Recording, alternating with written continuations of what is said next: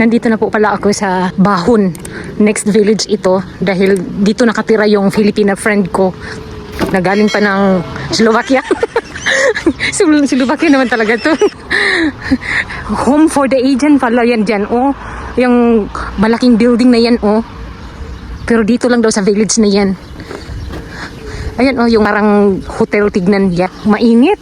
Nag-scooter ako, hinubad ko ng aking helmet para makita yung aking kagandahan. Yung hairstyle ko pala. Ano ba yan, Margie? Kaya nagkabiba na ako. Tignan nyo naman ha kung ano yung mga dala ko. Ha, ayan.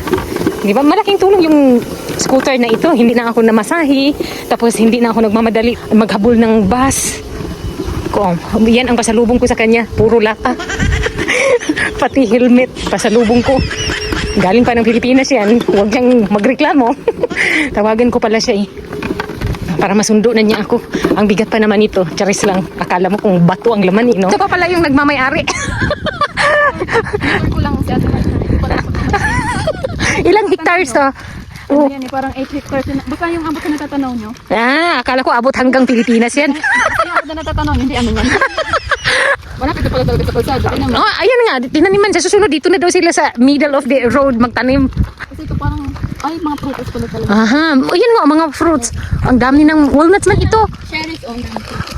Ayaw kong kumain ng cherries. Ang daming uod niyan. Nabiktima na ako niyan. Pati uod, kinain. Nilahat na eh. Walang laktaw. Madami uod. Gusto kong harvestin yan, oh. Gawin kong juice, syrup. Ha? Ang dami pala dito. Ayun pa, oh. Kasi ito yung perfect time na mag-harvest niyan. Ay, di ko. Oh, mga wildflowers man yan. Eh, di pwede ko palang mag-harvest. Kasi wala tayong bag dito. Ay, wag na. Kasi mahirap yan gawin. Kapag lulutuin pa, parang ibuboiled din siya eh. Tikman ko yan sa mga inumin. Sa mga... Oh, may binibenta ito sa sa shop, sa Tesco, sa Kaufland. Oo. Hala, ang dami pa. Ayan, oh. Ayan, mga wildflowers lang kasi ito eh. Ayan, oh, sayang. Kung may time lang sana ako, gagawa ako nito ba? Going to church pala ako. Ito yung malapit na church kina Barbie, yung Filipina friend ko na. Malapit lang dito sa kanya ang simbahang ito. 5 minutes lang. Unlike doon sa village namin, na 15 minutes na talaga yung lalakarin ko dahil sa kabilang village pa. Doon kasi malapit sa amin, doon sa village talaga namin na Igram, maaga yun ang mas doon, 8 o'clock. Dito, nakasaad doon sa research ko, 10:30 daw. Ewan ko kung anong pangalang church na ito. Baka nga siguro nagkamali ako. Baka nagsimula na. Baka mali yung time na na-research ko. Hala, nag-start na ata. Walang iya. Gusto ko yung church na ito dahil may projector nga sila. No need Bible na. Alam mo naman ako, marunong na ako magbasa. Charis lang. Na-renovate na to eh. Parang repent. Ano ba yan? Nag-start na pala. Uwi na lang ako kasi late na ako. Ayoko kasi nung magsimba. Tapos pagdating doon, nag-start na. Humili na yung father. Ay, ayoko na. Uwi na lang ako. Ano ba yan? Mag-online mass na lang ako. Tapos mamaya, gagala na lang kami ng Vladimir. At saka yung mga bata, tawagan ko na lang sila. Ay, ano ba yan? Nakakainis. Last G's pa pala mag-start yung mass nila. Mali pala yung na-research ko. Akala ko 10:30. Nag-start na. Yung mga tao pala doon kanina sa labas. May mga bata pala yun. Todo effort pa naman ako sa aking self. Charis. After ko pala doon sa Filipina friend ko, sinundo ako ng aking mag-ama. Nandito kami ngayon sa Nitra. Tignan nyo naman, oh. Punong-puno yung car park dito. Dahil may event pa pala sila dito, oh. Yan, naririnig niyo yan? May laro daw sila. Parang rugby style daw. Ayan, sumisilip na si Vladimir. Pag may laro sila dito, maraming tao. Yung iba kasi sa iba't ibang part pa ng Slovakia yan, dumadayo lang sila dito. Ayan, oh, ang mga players nila, oh. Ayan. Hindi pala kami makapasok dahil may entrance. Ewan ko kung magkano yung entrance. Then alanganin din kami papasok dyan eh. Anong oras na? 3 o'clock na in the afternoon. Tapos mga bata naman kasi kasama namin. Parang hindi naman sila mag-enjoy dyan eh. Siguro kung maging teenager na tong mga junakis ko, pwede pa kami dyan. Prosim? Ala, may palaruan pala sila ha? Aha, itong sinabi ni Kuya Alex, sports car. Yung green. Aha, Ferrari.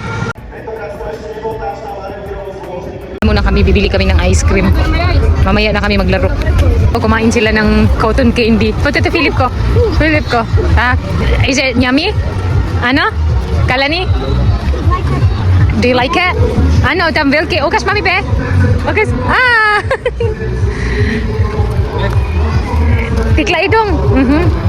For you, kuya, it's not velke. Right? May event din pala ang mga bata dito. O, kaya lang, bayad sila. First time ko naka-encounter ng ganito dahil sa event nila. Aha. Pinapakita niya yung kanyang candy na kanina pa yan, hindi pa naubos. Ang kay Kuya Alex, stick na lang naiwan. At saka doon din, oh, parang may circus nga doon, oh. Nahilo ako sa dami ng tao. Ayan, oh. Kanya-kanyang event naman. Ay, kahadlo kanina. Throw ikaw, Tam. Garbage. Tam. Tuwa si Kuya Alex kasi ang dami niyang nakikita. Kapag ganito na sobrang dami ng tao, parang nahilo na talaga ako. Ulo, Diyos ko, everywhere man, oh. Tam. Midikit sa face. Ni, Kuya. Este? No po, ha? Este cotton candy? Oh, we will check everywhere, Kuya. It might be they have a lot of food here.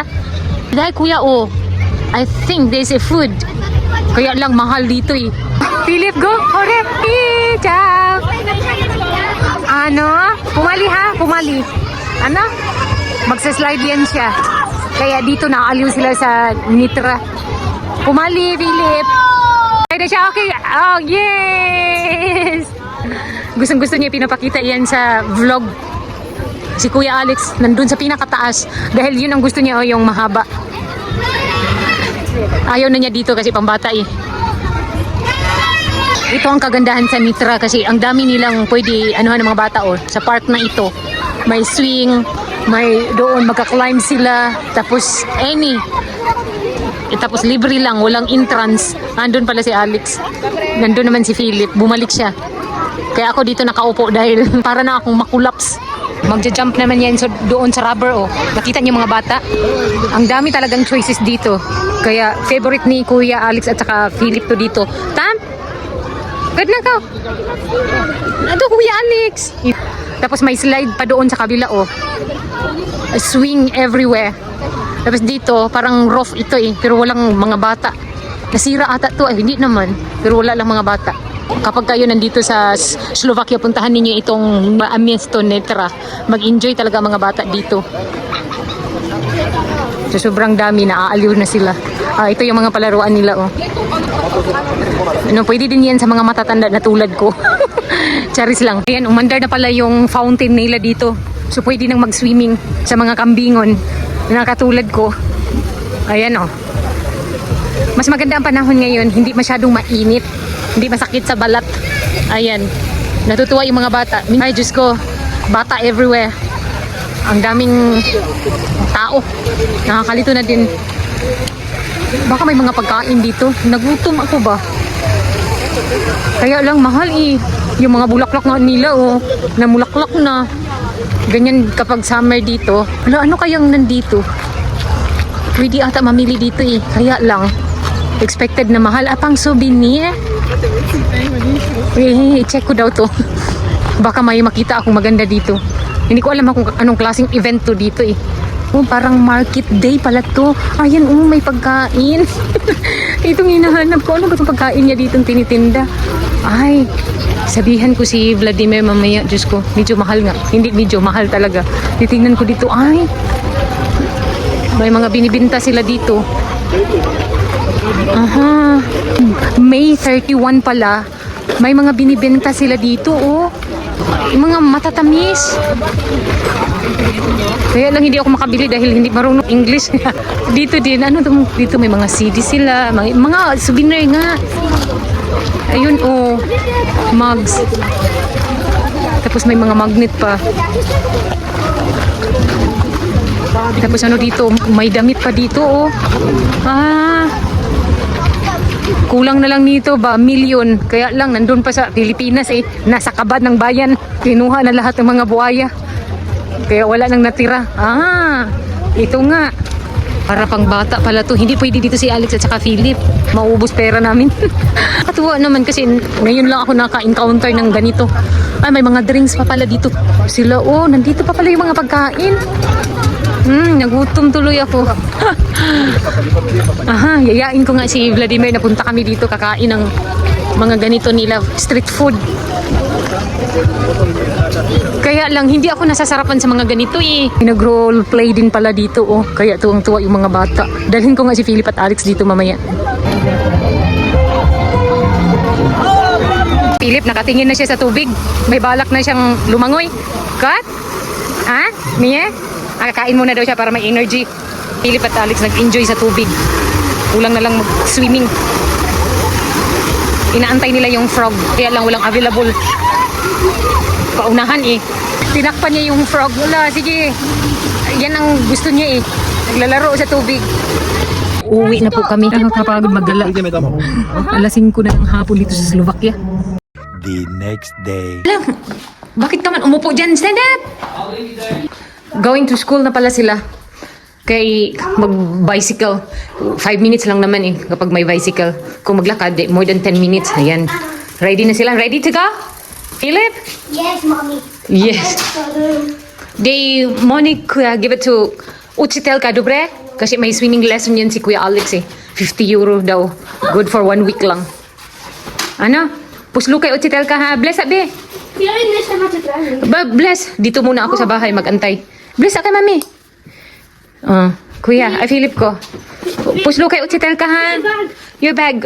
It has a jam ko. Dobre? Voda. Aha. Buda. No, I know. Don't tell me. Agoy ka mal dito. Philip! What's kay Philip ko? Okay, go. And you walk over there. Ano? Ako po, besh? Ciao. Na ako po, besh? Is? Dobre. Puslo kay kala ni. Ciao, te. Bye. Wait for daddy there. Eh, si Vladimir ang maghatid sa kanila. Magbike sila. Dito lang muna ako magantay sa bahay. Morning, madlang people! Ay, hindi natapos ang aking vlog. Natapusin ko today. Ito na pala yung aking bagong eyeglasses na hindi ko nagustuhan kasi sobrang laki oh, para akong tutubi. Nalilipad. Magantay kayo, nandiyan ako sa ulo ninyo. Ang laki ng lens. Ayaw ko nito. Parang hindi bagay siya sa akin. Kaya yung aking mga hairstyle, ganito na lang para bumagay siya. Yung dark spot na sobrang dami, tinakpan ko na lang yung ng foundation. At ito na nga, masamang balita. Di ba kahapon pumunta kami doon sa Nitra Park. Nako, pag uwi ko dito, akala ko nawala yung aking wallet. Na misplace ko lang pala. Hanap ako ng hanap kahit saan sa bag ko. Nakalimutan ko pala. Dito ko pala nailagay ang nakakita si Alex. Pero nai-report na namin sa police station Trinava. Then ang advice sa amin, pupunta daw kami ng Foreign Affairs. Let's see kung ano yung advice nila today. Ito na pala yung dadalhin ko doon sa Foreign Affairs. Yung picture ko. Old Slovak ID. And of course, yung aking passport. Ito yung mga requirements na dapat naming dalhin doon sa Foreign Affairs. Tapos nag-fill up na pala si Vladimir ng form. Kaya hindi ako nakapasok. Then aalis kami. Today pupunta kami ng Foreign Affairs. Then i-inform ko kayo kung ano yung advice nila sa lost and found. Nagtinanga si Margie. Kaya huwag na kayo magtaka. Ganyan na siguro kapag sign of aging, makalimutin. At least nakita, nandito lang pala sa bahay. Akala ko doon sa Nitra Playground, yun ang malupit kasi maraming gypsy that time in mga untrusted people. But so, inform ko kayo mamaya. Lalabas na ako ng aking suot oh. Di ba pakita tiyan. Mahirap na, mapanuhutan. Ito pala yung form na fill upan ni Vladimir through online ito. Nandun ito sa website nila ng Foreign Affairs. Sana hindi na lang to i-cancel ang aking ID kahit na gumastos na ako doon sa aking picture na 1 by 1. Dahil nga mahaba-haba pa yung pila doon sa Foreign Affairs. Madami pa naman tao dyan sa Dunay's Castreda. Nag-alala lang din ako, baka kasi may penalty. Baka pagbayad ako. Lesson to learn na to sa akin. I-secured yung wallet dahil nandito yung pinaka-importante kung pinaka-importante yung ID.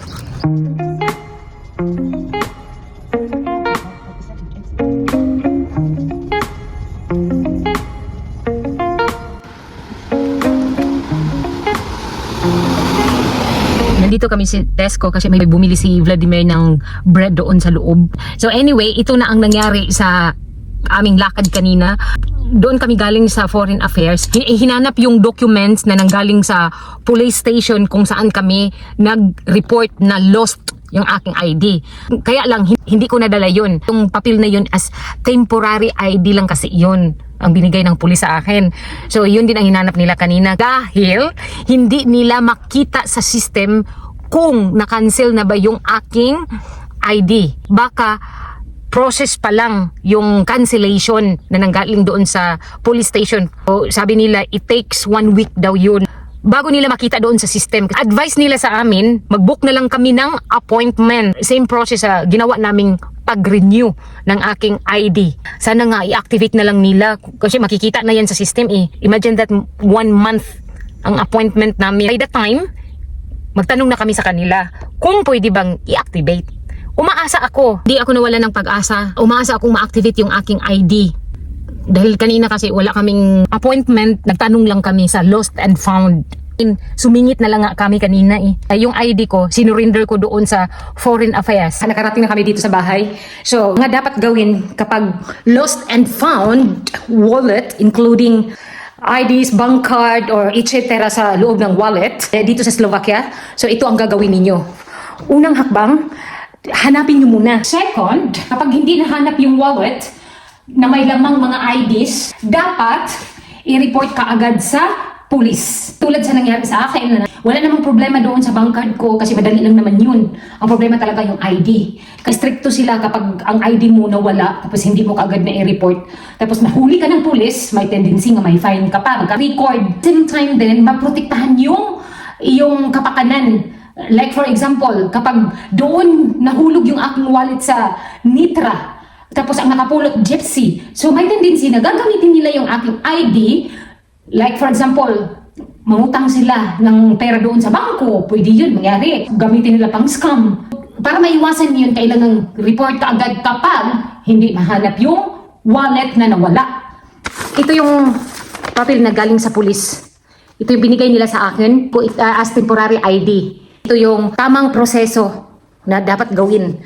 Dapat pumunta kayo ng Foreign Affairs, much better after 2 weeks. Baka sakali nandoon na sa system, siguro kung pumunta kami doon ng after 1 week, makikita nila sa system or after 2 weeks. Hindi din namin alam. Si Vladimir, nag-research siya, sinunod lang niya kung anong nakalagay doon na dapat daw i-report ka agad Foreign Affairs after ma-report sa police. Basta i-share ko sa inyo kung ano yung mangyayari. And anyway, thank you so much for watching. God bless and see you in my next vlog. Bye, yours!